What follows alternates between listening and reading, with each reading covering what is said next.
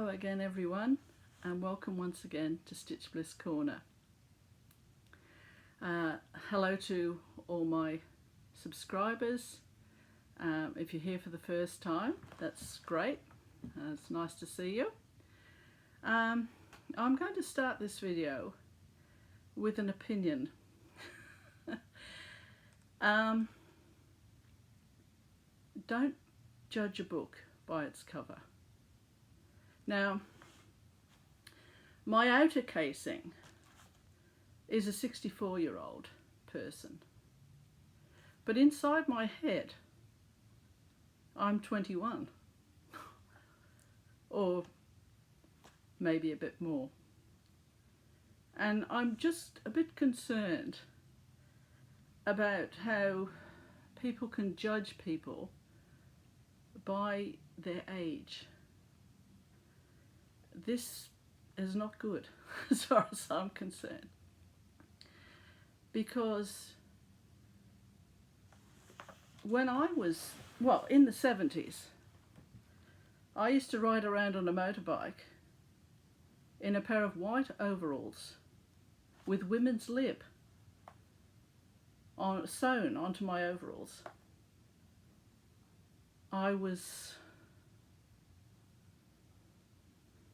I suppose you'd call it a radical in some ways.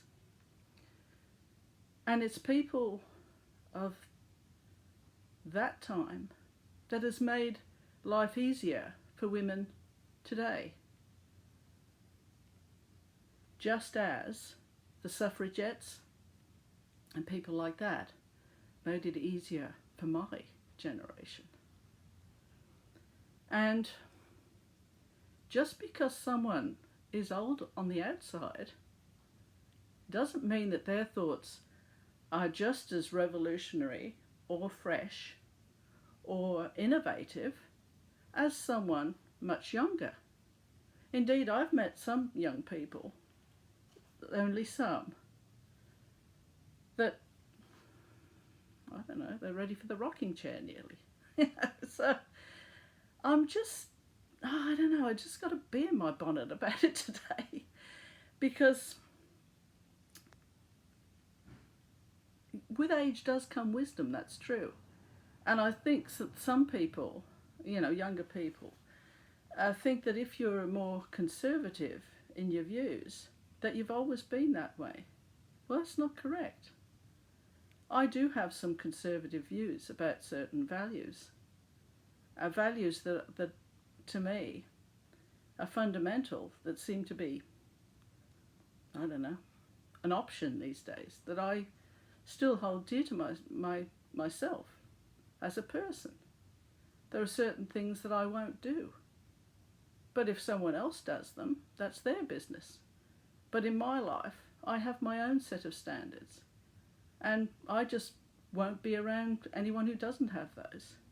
Not that I don't tolerate what their views are. That's entirely up to them. As long as it doesn't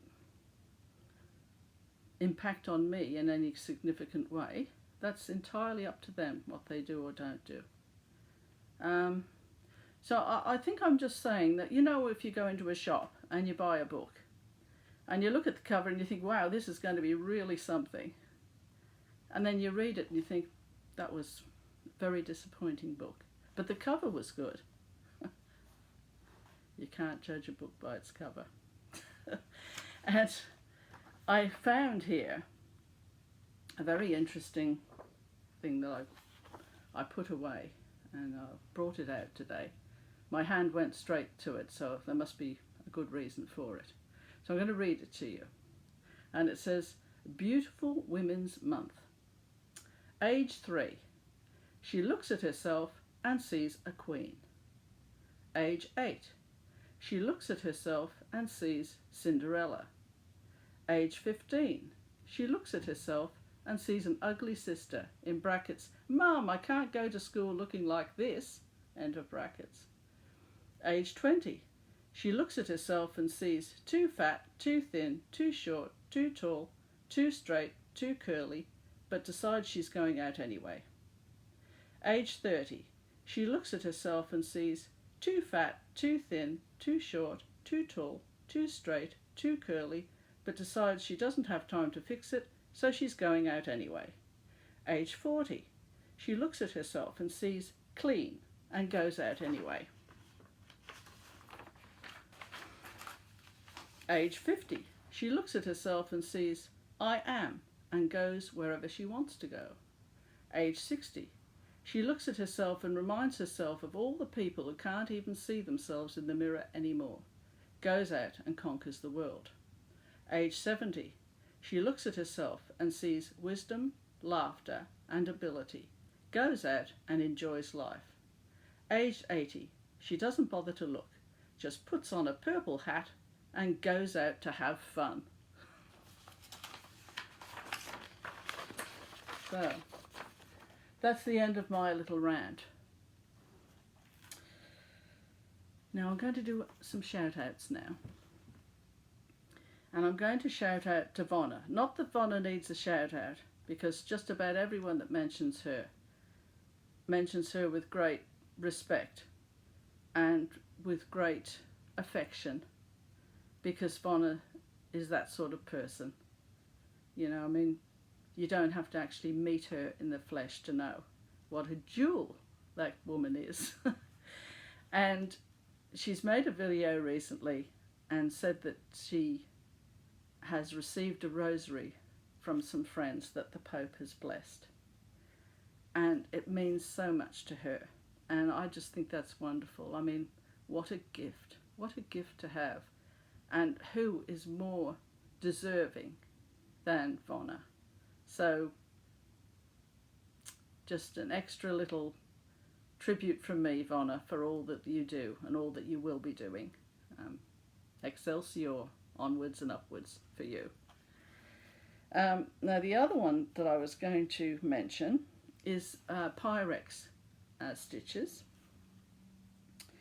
And she has decided to champion the Mary Rose couching style, which is absolutely wonderful. She's just finished the Gypsy Queen that she showed on her latest video, and how she has gone around the profile of the Gypsy Queen using couching. Now, her work, it's lovely. You know, I mean, well, I don't know how to describe it, really. It's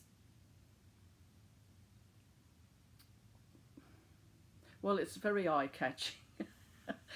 You can't think of the superlatives for it. You have to supply your own if you do go and have a look at it. You know, it's got beautiful beading on it. It's just divine. So thank you very much for mentioning about the couching. And I just thought that I would mention, I've got this embroidery stitching book here, and it shows couching. But the couching, if you look here, you see that the loop that goes over the top, it goes from one side over to the other, but it covers a stitch. It covers it doesn't go straight back into where the thread came out. And I think that's where my method differs, in that where the under needle comes through from underneath, it goes around the thread and then down into the same hole. And that's what gives the smooth effect of an outline. And for those that don't know what I'm talking about, just have a look at the couching style that I've done in a previous video, and you'll get it straight away. It's not difficult at all. So I just thought that I would thank her publicly for what she's doing, because really, if you use couching in place of backstitch, you're going to save so much time, and you're going to finish so much more quickly, and you can get on to the next project, which is what most people want. They want to, you know, there are not enough stitching hours in the day, and there are so many beautiful pieces waiting to be stitched. Right, now the other thing I had to mention was in my last video I was talking about the Bronte sisters and their samplers and everything. And I misread something because I said that Mr. Bronte, their father, they lived in the house after he passed away. Well, actually, he outlived all of them. And from what I can see of it, he was quite a self-centered person. And I think he got into his 80s. So I always like to be corrected if I make a mistake, because I do not want anything incorrect to be, put out there without being fixed up. What was the other thing oh yes, I'm going to do an update on the Scout in a minute, but I was also thinking as if the rant on women and feminism wasn't enough. I was thinking about a little bit of lateral thinking of getting boys into stitching. And yesterday, when I really did want to work on the Scout, I really couldn't stop thinking about the challenge, shall we say, that some people have about getting their sons to stitch. Not that you pressure a child to do anything. I mean, mine were never, they wanted to do soccer one year, and I said, well, okay, you can do soccer if you want to, or football. And within 2 weeks, neither one of them wanted to keep doing it. But I said, well, you have to finish the season. You're in the team now, and you have to do that. But it was a lesson for them that not always what you want is what you think not always what you think you want is what you actually do want. But the discipline of staying with a team till the end, for all the other kids in the team that needed the numbers, they also learned a lesson about teamwork as well. Anyway, so now where did I put, sorry, I've got a few piles here because I think I wasn't really going to do this video today. I was going to do a few other things, but I think I got a bit steamed up. So I thought, well, I will just get it off my chest and I will feel much better. Okay, now this is just something to think about. Because boys, I'm making general statements here. I know, girls and boys. I mean, I was a tomboy. I was always up a tree when I was little.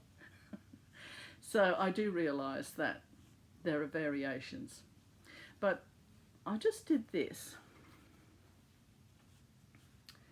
Now that, I know it's not cross stitch, but it is stitching. And it was very quickly and roughly done, as you can see. And if you look in maths books or your husbands or boyfriend, fathers, boyfriends, nephews, whatever, that have had a traditional mathematical background will tell you that at school they would nail in a frame. Like there'd be a frame, then you put nails at a carefully measured distance, and then you would get a piece of thread, and by threading between the nails you could make shapes like this. And all I've done is apply that principle to stitching. Now, I think if I was a boy of 12 or 13 and my mother said to me, well, did this, I might sort of say, oh, how did you do that? Oh, easy. Sit down and I'll show you. Why not? And then after that, my head really went after that. So, and I think after doing the spot sampling, anyway, so then I started applying this technique to something else. So I did that in the middle there, And I mean, really, it looks a bit like a compass, doesn't it? So they're just little ones to make the shape. And then I did the same in the middle. And look, this is all roughly done. I only did this in a day. But as you can see, it's made a flower shape in the middle there. And then I went on and did a circle, a cube, to give a bit of dimension. Because I think boys, you know, I mean, I'm including girls in this, don't get me wrong, but I think really a lot of mothers would like to get their sons interested in stitching. So I sort of thought, just put your thinking caps on and try a bit of lateral thinking. Because if you can fish them into doing triangles, rhombuses, parallelograms, whatever, it might just awaken that creativity in them, that they'll think, well, what else can I create with a needle and thread? You never know, because sometimes big oaks from little acorns grow. Oh, yes, I'll just show you the Scout now. Now, after I show you this, I'm going to do, I'm trying to think of the name. Oh, I'll think of it in a minute. Anyway, I'll just do this because at the end I'm going to do something on Thomas More and Thomas Cromwell. Now, I know there are people that aren't interested in history, so this is just for Lisa Bergen. That's right. Amateur historian extraordinaire. And she has a great interest in, you know, history, Tudor history in particular. And I told her, I mentioned to her about A Man for All Seasons, which in my opinion is one of the best films ever made about Tudor times. And I have a book here by the director of Man for All Seasons. He also did The Nun Story, where Audrey Hepburn played a nun. And I think there were challenges about her actually playing the lead role because it's about the life of a nun through the war years. And there were doubters that felt that, you know, she was too beautiful, she was more of a romantic kind of image to play a nun. But she played her beautifully. I mean, if you haven't seen it, it's one of the films to see. And it did affect her. She became quite, well, more of a humanitarian and did good deeds afterwards. I mean, she may have done them before, but it certainly left an effect on her. And Peter Finch was the leading character opposing her. Anyway, that's something else. Now, here is where I'm up to with the Scout. Still loving every minute of it. As my usual scaffolding's gone in down here. But I've had a little bit of a problem with it insofar as there are areas where the colour is similar to the background on the horse. And in here, I had to actually frog a little bit there because that's the background in there. And I'm doing the background in half stitch because I want, see here, that's, oh gee, this is not very good here. There, that is half stitch there.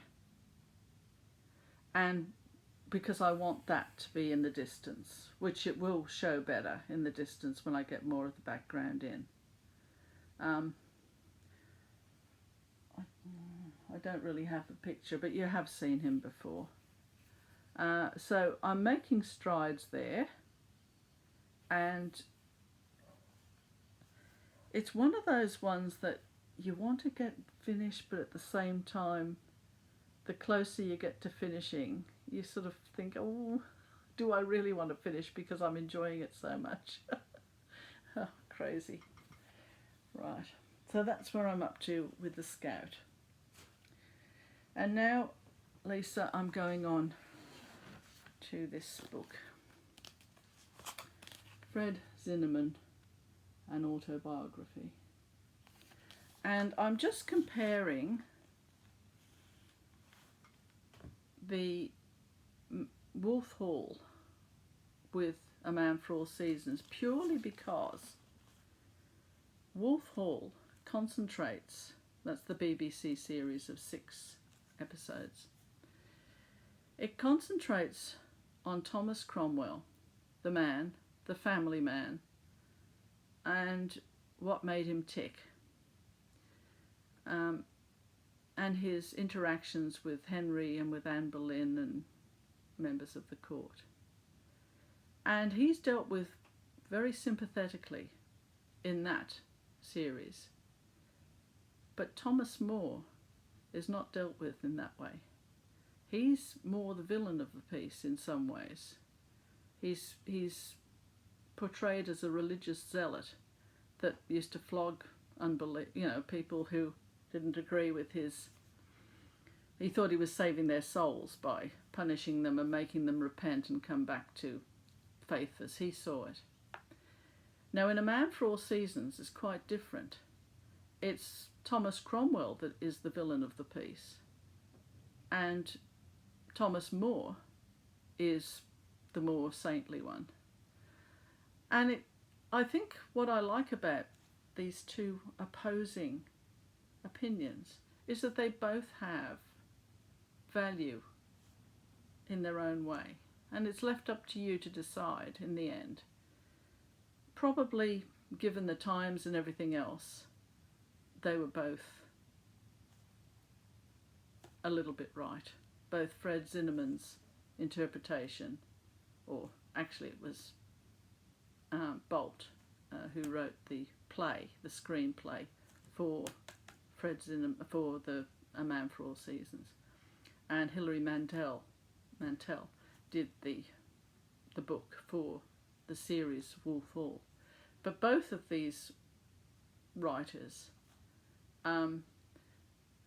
they both had valid opinions. Oh, sorry, I'm rattling on today. Okay, so I'm just going to show you some of this book.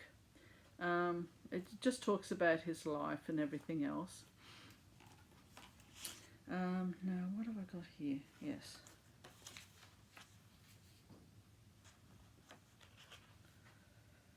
Oh, there's some fabulous images in this. Now, here's that was an Hardy, wasn't it? So usually I prepare this better, but I think I was...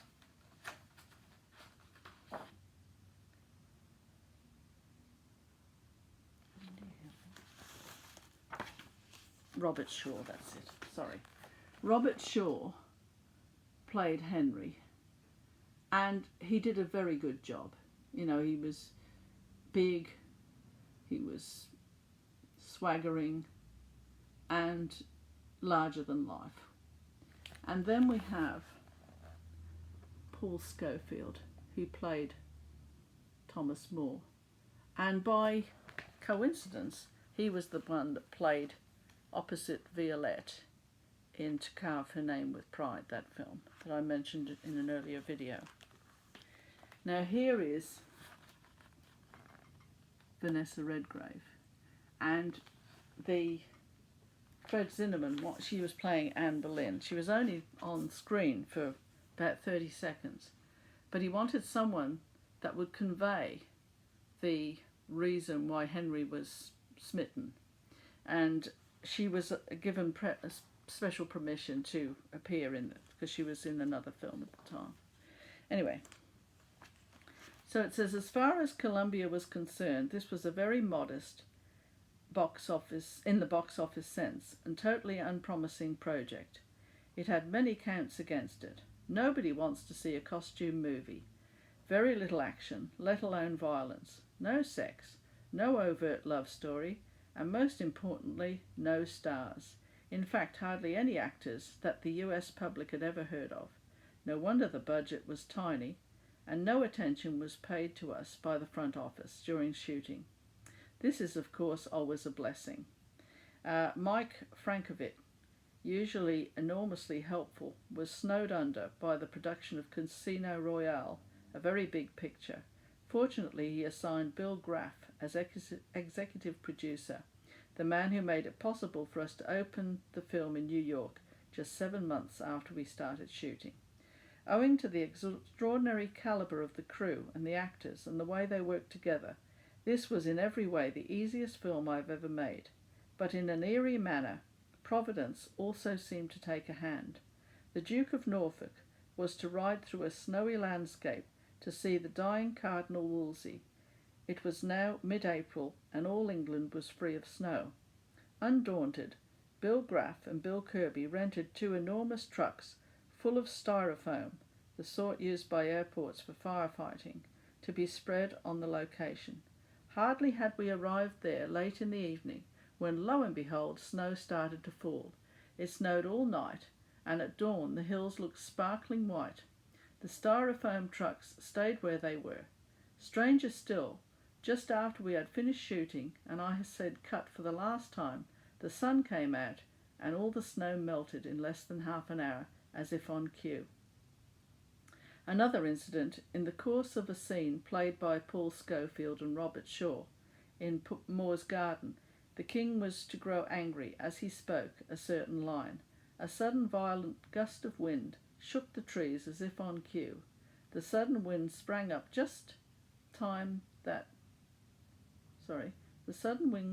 sprang up each time that particular line was spoken, in long shots, reverse shots, close-ups, and we always had a perfect match in the editing.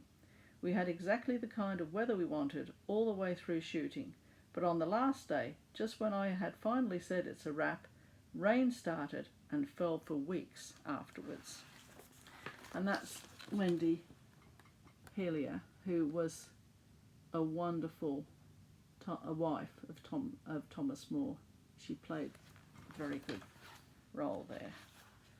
And Cardinal Wolsey was played by Orson Welles, and they put him in a room that was red. Unfortunately, this isn't in colour, but it was red all round him, and he was wearing red, and he was very angry in the first time you see him, because he writes a letter to Thomas More and he's just doing the signature, and then it gets sealed and he puts his seal on it, and Thomas Cromwell takes it out to a messenger that's waiting to take it to Thomas More down the river to Chelsea, where Thomas More lived. The start of the film is it's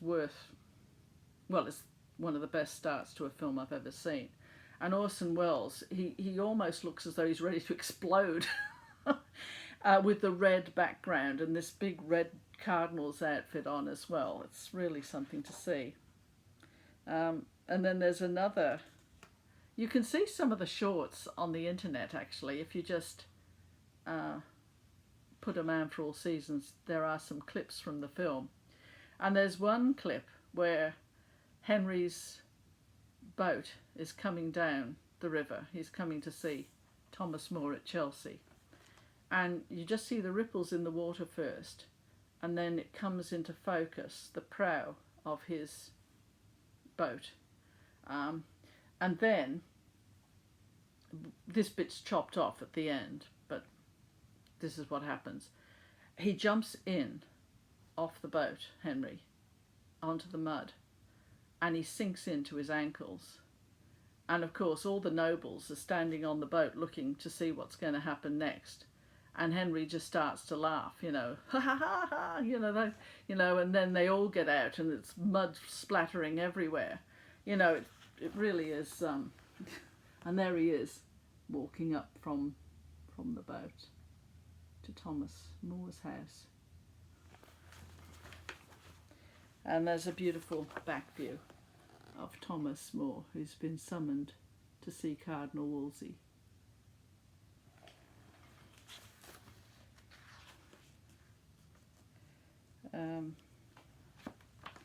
Then Zinnemann was very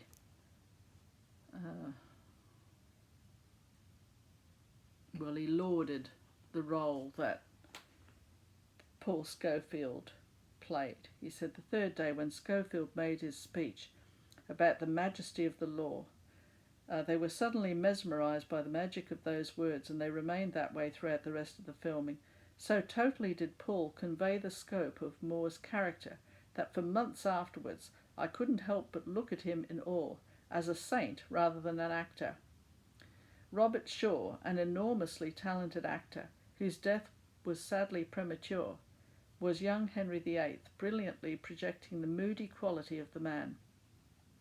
His sudden, unpredictable lapses from the utmost joy of life to dark depression, coupled with suspicion and persecution mania, which made him so lethally dangerous. Then there was Orson Welles, playing Cardinal Wolsey. He had been quite difficult to track down, and when I finally met him in an apartment in Curzon Street in London, he was sitting behind a magnum of champagne, complaining of liver trouble. He said, "My French doctor tells me that one must surprise one's liver." Reluctant at first to play the part, he arrived for the set, only superficially acquainted with his lines. Fortunately, his personality and his genius were so immense, and Paul Schofield's patience so enormous, that he succeeded in creating the illusion of absolute self-confidence. Then